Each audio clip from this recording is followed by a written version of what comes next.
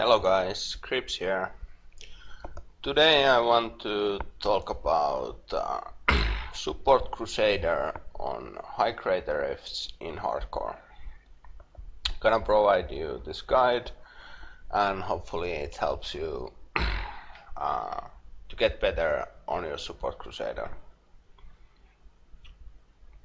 First thing we're gonna talk about is the gear slots. What to gear on the what to gear on support Crusader and what rolls you should get on your gear. The first thing is your weapon.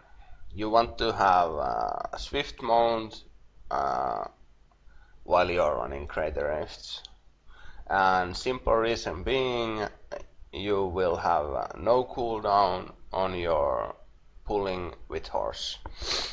So if you wanna pull mobs long distance, you can keep pulling, and as you can see, my horse cooldown is under 1 second there. So you pull, keep pulling, and you blind them and pull them more. That's why we use swift mount in the higher rifts. The second slot is your shield, and that should always be final witness. The secondary here is shield clear. Now hits all enemies around you.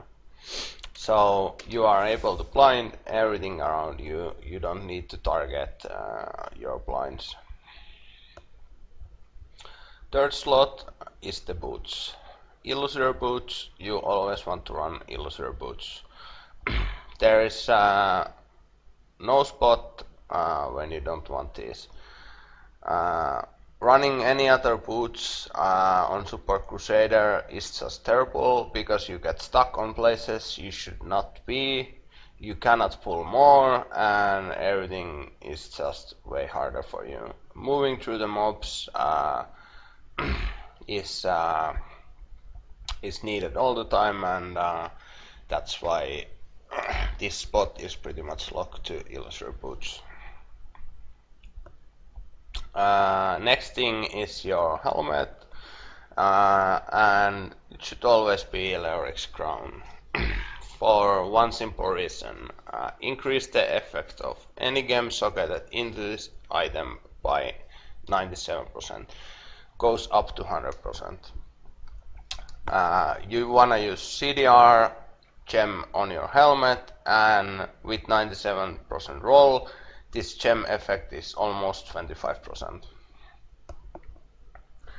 When you use Leorix helmet, you open CDR rolls on your other gear, and that way you can get more toughness rolls on your other slots because you don't need to have CDR on everything in your gear. Next spot is the bracers. Your bracers should always be strong arm bracers in high crater rifts. Few reasons. Enemies hit by knockback suffer 28% on these bracers, goes up to 30%, 28% more damage for 5 seconds when they land. You can proc this by using vacuum and your horse. Your horse, pull, draw, and quarter procs this effect. You can proc this on mobs while standing still, as long as they are changed to your horse. So even if you are on spot here and the mobs are here, you will proc the bracers. Crusader is one of the Crusader is one class that can provide the bracer buff all the time. Some classes you can only proc this, like for Witch Doctor, you can only proc this once on the mobs, but on Crusader you can keep it up all the time. The next slot is our belt, Vigilante belt. For a simple reason, it has CDR roll. And then we move to our set pieces. I'm using 2 sets, and those are Born and Asera. Born's shoulders, Born's chest, Asera gloves, and Asera pants. Why use Born's? Because the set effects are good. 15% life on 2 set and reduce cooldowns of all skills by 10% on the 3 set bonus. Asera is a defensive set for Super Crusader.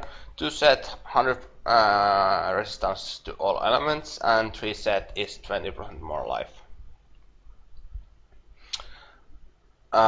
Then moving on to jewelry, we have a Ring of Royal Grandeur, which is mandatory for this build. Reduce the number of items needed for set bonuses by 1%, by 1, and that's why I have 2-piece Asera, 2-piece Borns, and I still get the 3 set effect bonus. On your jewelry, get socket on everything. Gems are way too powerful to skip, and that's why I always recommend using 3 sockets on your jewelry, even if you're playing a support class. The next ring I use is an Oculus ring. The bad thing on this ring is that it always rolls attack speed and you cannot roll it away. The good thing, there's a lot of good things on this ring I like. Reduce damage from elites by 16%, that's the highest roll. It's between 12 and 16. And the other thing is that secondary chance to create an area of focused power on killing a monster damage is increased by 39% while standing in the area, goes up to 40%. Some people don't like this. I like this ring a lot. If you can utilize this ring well, you can provide a lot of DPS for your damage dealers in the Rift. If you know how to pull the dying mobs close to them and give them the Oculus ring pull spawn. You can use another ring here, more defensive one. Some ancient vitality life ring with socket CDR, for example, but I was able to use this on my Crusader 60 clear, and I really like this ring. The last spot we have is our necklace, and I am using the star. Gives me fire immunity. I really like the fire immunity in the high crater rifts when we are facing, for example, fire chain.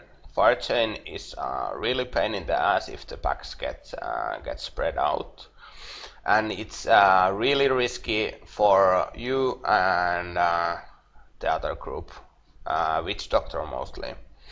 Why I use star? Well, I tested this a lot on Season 2 and I'm still using it. I tested other necks and Star was the best for me. My Witch Doctor usually runs lightning immunity, so I make sure he is safe on the fire packs. When I face fire chain packs, all I need to do is to run into the pack, vacuum it up, and make sure my Witch Doctor can fear them for safe distance. Fire chain is one of the highest damage in the crater rifts you're gonna face, and if the packs get spread out, there's a high chance the rift is just completely over. So this makes fire chain packs really easy for me to fix and make sure my Witch Doctor is immediately there on a safe spot, and we can keep going on the rift without any delays. Lightning immunity neck is another option, but lightning doesn't do that much burst damage or proc you instant in the rifts like fire chain can do. That's why my option is the star over Xephirian. Xephirian is really good on Witch Doctor, but I like fire immunity on a Crusader more. Lightning still does a lot of damage to you, but on Super Crusader you can play around it. As long as you make sure you don't stand in middle of all the lightning minions or whatever is in the elite pack, and you are still able to block for your DPSs. Other options what you can use on necklaces like Hellfire or Flavor of Time, but I recommend using Immunity Neck. Good rolled Flavor of Time is okay if you don't have Immunity Neck. Flavor of Time has one extra roll, and on this case there is Strength, Vitality, Life, CDR, and Socket.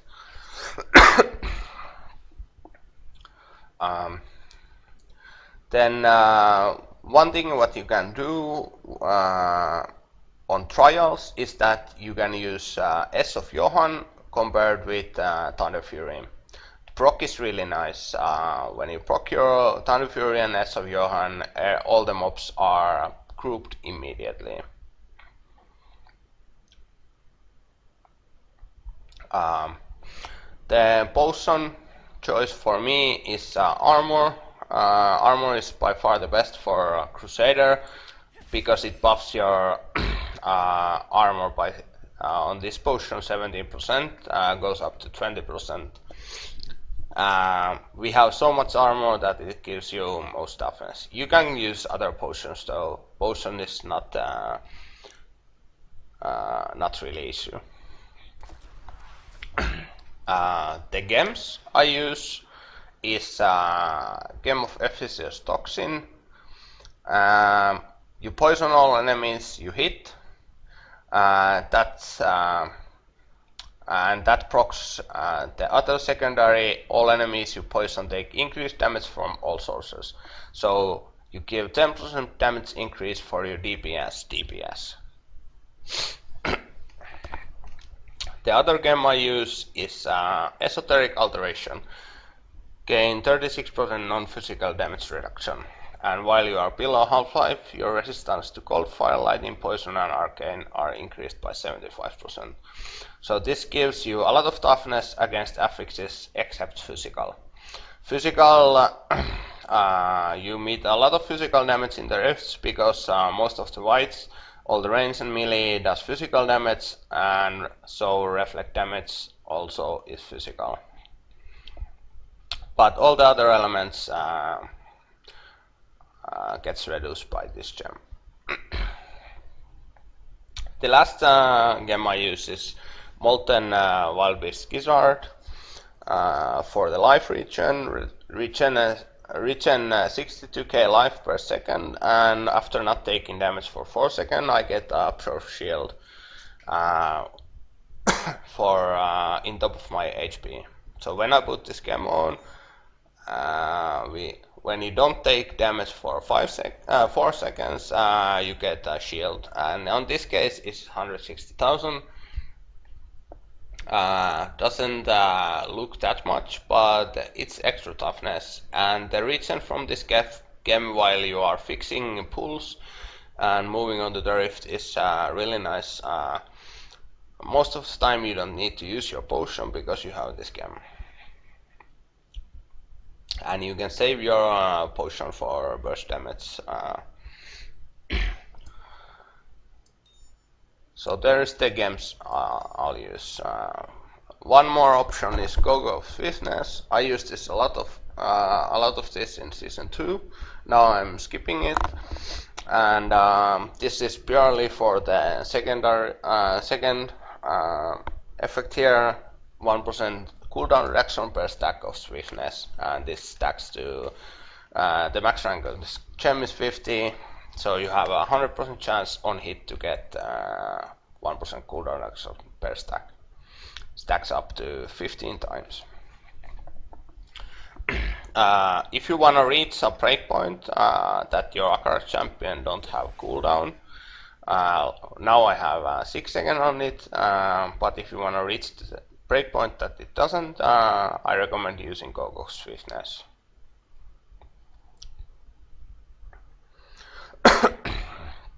On the gear, the stats you wanna look for is cooldown reduction until you have 70%.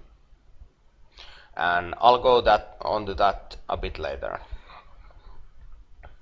Cooldown reduction on shoulders, gloves, necklace, main hand, off hand. You have your Leorix crown and CDR came there, and then you have your ring slots. I have CDR roll on this ring, but not on this ring, and then we have Vigilant belt that gives cooldown reduction. Get CDR to 70%, and then you have one slot free for other defensive stat where you don't need CDR with this setup. The other stats you look on your gear is vitality and all resistance. Those are the two main things you wanna stack. Vitality or resistance gives you the most toughness. Then there is some slots where you wanna have a life roll. For example, on these shoulders here, the strength would be life, and these shoulders would be way better. Usually the fourth roll is the main stat, but sometimes you might get lucky and find a nice piece of gear that you can actually get the main stat away and have everything you need on them. For example, on this chest here, I have vitality, all resistance, and life roll with no main stat at all. And the last roll is sockets. On this case, I only have 2 sockets, so I'm missing 1 socket. But still, this chest is better than any other chest I've crafted.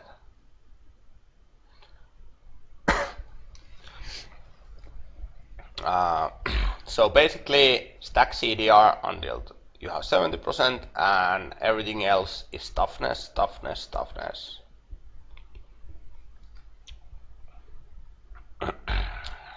Next thing we can talk about is your Paragon points.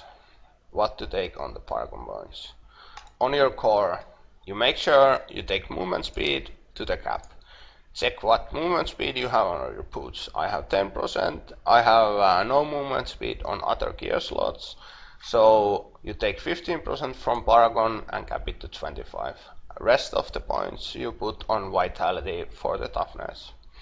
Vitality gives you more toughness than strength, even though strength gives you armor, but Vitality is just way higher stat-wise. On the offensive tree, we take CDR first to the cap, 10%, then you take attack speed, and then you take rest of the points down here. On the defensive tree, first 2 slots you wanna fill is armor and all resistance.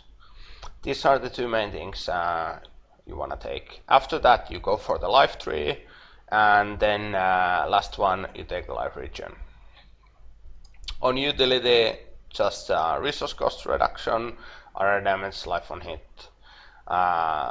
This tree is kind of horrible for supporting. Life on hit and resource cost reduction is okay if you use, for example, Rider's Rat on trials. Resource cost reduction is good because you can spend rat by using your condom. But on the Crater Rifts, that tree doesn't really matter. You only pretty much get life on hit from this. Then next thing, we are moving to our passives. There is 5 passives you can pretty much use on support Crusader. The 5th one I don't have here is Vigilant. Increase your life regen and reduce all non-physical damage taken by 20%. I don't recommend using this for a few reasons.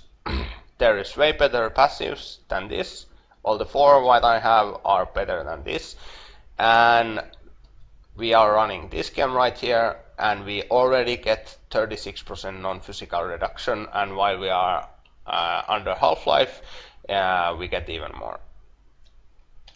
And most damage you take in the rifts comes from physical anyways, so using Vigilant here is not something I recommend.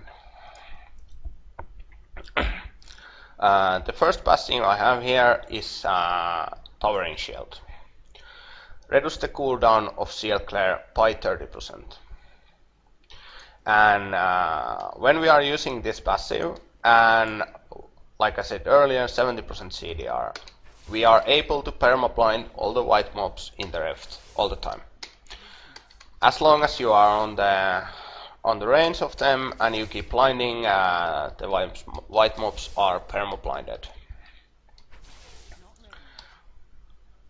And also with my CDR and the passive, when we have a channeling pylon, I can permablind boss. The Rift Guardian doesn't do anything. The other passive is Long Arm of the Law. Increase the duration of affect effects on your lows by 5 seconds. So with Law of Hope right here, I'll press Law of Hope, I have the passive here, and I have the activation is here. And the passive makes me able to keep this activation buff up 100% in the rift as long as I use the cooldown. So that is really nice, nice passive. The next passive is Fervor. While wielding one-handed weapon, your attack speed is increased by 15%. Well, that doesn't do anything for us, but all the cooldowns are reduced by 15%. And we are using fist mount, and that is one-handed weapon, so all our cooldowns are reduced by 15%. The last passive is pretty much a no-brainer, and since we are playing on the hardcore, it's even more no-brainer. You take Indestructible.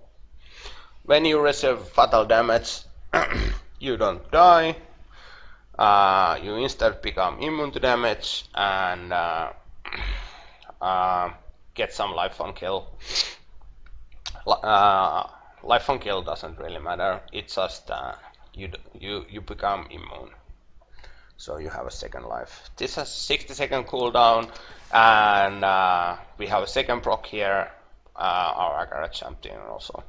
You aren't the only one on the rifts usually running with 2 procs, except if you have Firebird Wizard, but the Firebird Wizard cooldown is way too long. If he procs Firebird, the rift is pretty much over.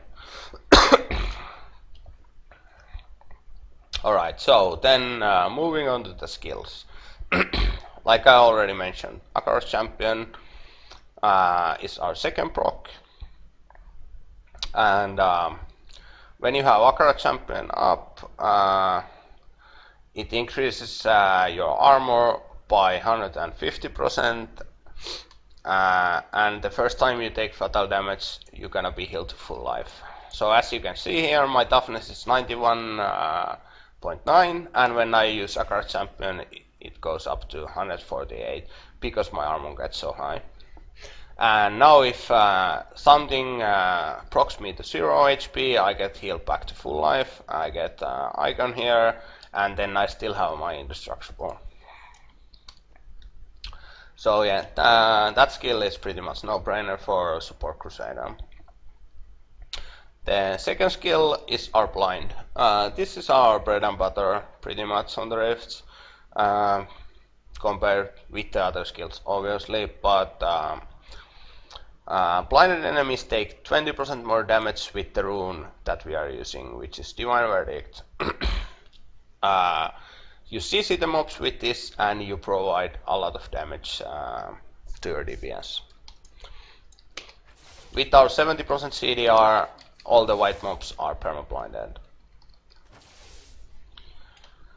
Next skill we are using here is Condemn, compared with Rune Vacuum. This is your main ability for pulling on short distance grouping mobs. everything gets to pull to you while you're vacuuming, and that helps you to group the mobs up. The next skill we have is Judgment with the rune Resolved. You pass judge to all enemies within 20 yards and you immobilize them. The rune makes all the damage dealt to judged enemies to be 20% increased chance to be critical hit. So every time you put this on the pack that is CC'd, DPS have a 20% chance to hit them for critical hits.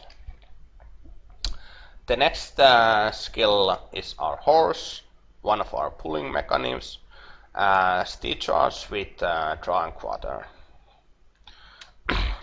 You can bind up to 5 enemies and you can keep pulling them, and since we have a swift mount, our horse CD is really low, so you can keep pulling long distance on your horse and make sure all the mobs are grouped up from every direction. This is really important on hardcore. You cannot leave range mobs to the sides. You cannot leave mobs behind for your DPS to get to be in risk of proccing and dying. So you need to pull all the mobs together, and that's why Swift mount is so good, because you can ride very long distances. The last skill we have is our law, and we have 2 good options here for the law. First option is Law of Valor, that gives attack speed with critical rune. When I use the active, empowering the law also increase your critical hit damage by 100%. This is good to have if someone is providing resource on your group. For example, if you have a witch doctor that runs high critical chance build with Solanium, you can use this law and provide more damage. If your witch doctor is running with Kukri and you have, for example, 2 demon hunters using Reaper's Wrap, Reaper's Wraps gives 30% resource when they get healed by health globes. The option to go is Law of Hope with Hopeful Cry. And this gives life per second. That is not the main thing why we want it. The main thing is this rune right here. Empowering the law also grants a 5% chance to cause nearby enemies to drop a health globe. And we have 100% uptime on our law, and there is a 5% chance when the mobs get hit that there's gonna be a health globe drop, and when you pick up the health globe, your DPS gets more resource, and when there is more resource, there is more DPS. If the DPS runs out of resource, there is no damage. That's why resource is so important on the rifts. When you have a long fights, pulling a lot of mobs, even though you would think this would give more damage because it's attack speed and critical hit chance, critical hit damage, you always need to have resource to keep going with the fights. That's pretty much about the skills, gear, and your gems, and passives, and power points. Now, some things I want to talk about: how you play your Crusader in the Crater Rifts, and what is your job there. Well, first of all, your job is to make sure that everyone in the rift is safe. You are the one that takes damage there. You are the one that makes sure your DPS is safe. You are the one that makes sure your witch doctor is safe.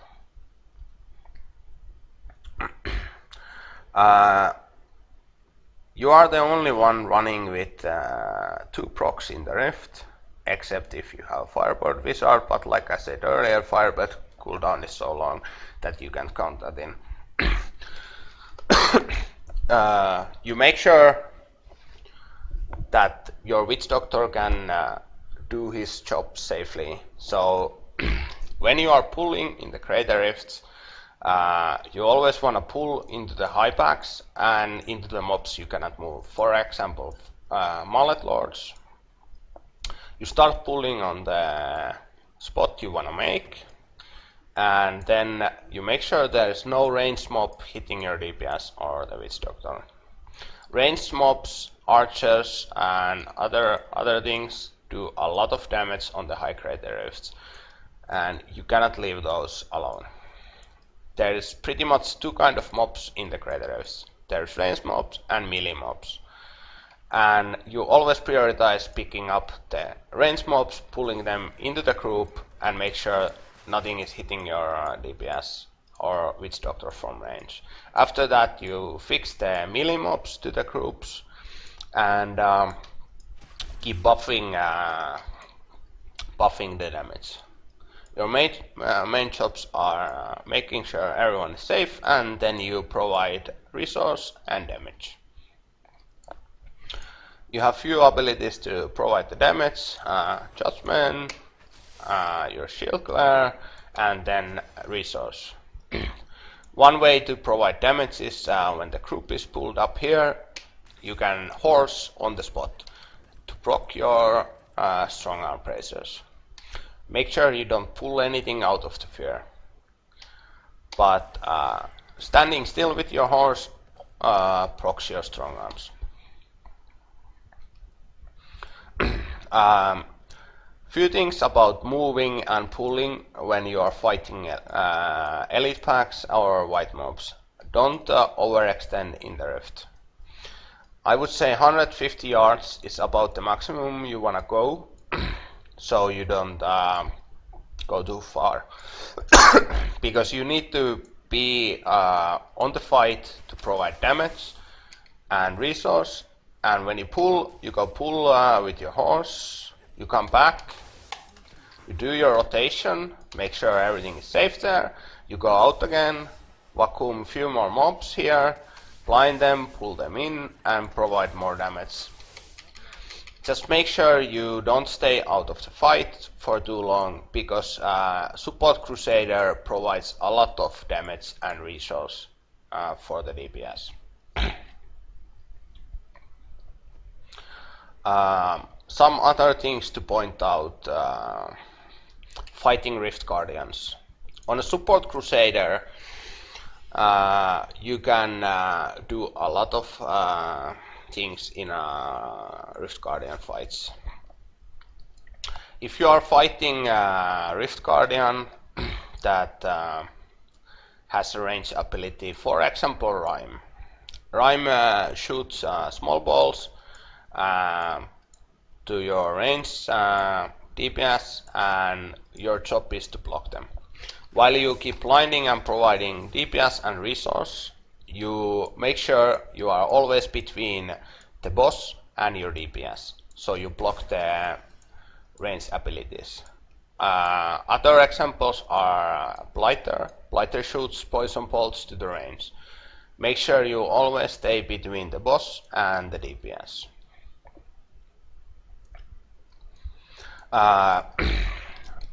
There is many abilities you can interrupt with your blind on Rift Guardians. For example, few really risk bosses are Perdition and Crusader King. But on a support Crusader, you can make the fight a lot safer. It is hard and you need to get used to it, but it is possible to make the fights really safe. You can interrupt their teleports so they don't instantly teleport to your DPSs by using your Shield Glare. Every boss ability that has cast animation is interruptible with your Shield Glare.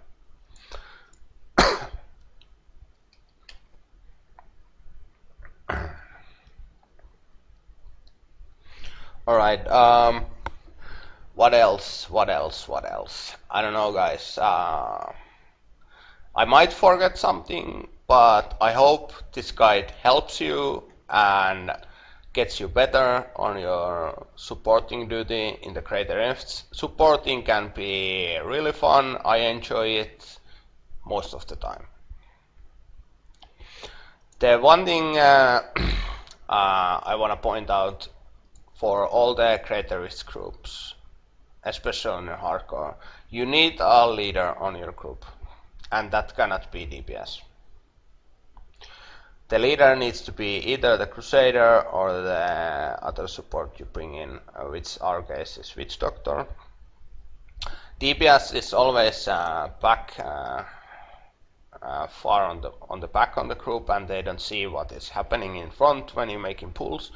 Yeah, me myself like to be usually calling on the rifts where we pull, what we do, and so on. So if you are on your Crusader, make sure that you communicate well, and if needed, you lead the group. Communication is really, really important. The group always needs to communicate well together, what to do, where is safe, and since we are on hardcore, there is no room for error.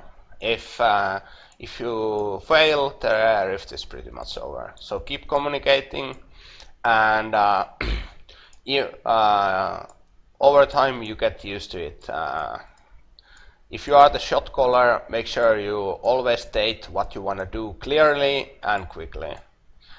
I want to pull here, pull everything to the Mallet Lord, and so on. State what you want to do and be clear what you want to do. Alright guys, hope you enjoyed this guide. Please follow me on Twitch, twitch.tv/Crusader, and follow me on YouTube, and leave a comment on the YouTube if you have any questions. I'll check it every day, and I'll try to answer my best and get back to it as soon as possible. Good luck in the rifts, and guys, stay safe.